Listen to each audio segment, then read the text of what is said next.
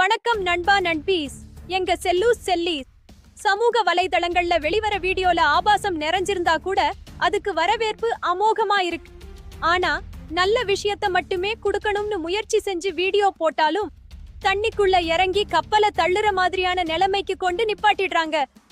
மனசு ஒரு பக்கமா சோர்வடைஞ்சாலும் நாங்க தள்ளாடின நேரத்துல எங்களை கை தூக்கி விட்ட எங்க சப்ஸ்கிரைபர்களுக்கு குடும்பத்தோட உட்கார்ந்து பாக்குற மாதிரியான நல்ல தகவலை மட்டும்தான் குடுக்கறதுன்னு முடிவோட இருக்கோம். நீங்களும் உங்க ஆதரவு அள்ளி கொடுத்தா தண்ணில இறங்கி கப்பலை தள்ளுற நாங்க இனிமேல் சிறகடிச்சு பறக்க தொடங்குவோம். சரி வாங்க, இப்போ நாம முழு விவரங்களுக்குள்ள போகலாம். சீனாவோட கிழக்கு கடற்கரை பகுதிய டால்பின் அப்படின்ற கடுமையான புயல் தாக்கி இருக்கு.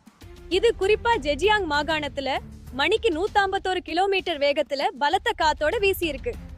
புயல் வர்றதுக்கு முன்னாடியே முன்னெச்சரிக்கையா சீன அரசு 10 லட்சத்துக்கும் அதிகமான மக்களை பாதுகாப்பான இடங்களா பார்த்து வெளியேற்றிருக்காங்க. அது மட்டும் இல்லாம வானிலை எச்சரிக்கைய கூட மிக அதிக ரெட் அலர்ட் எச்சரிக்கையா பார்த்து கொடுத்திருக்காங்க.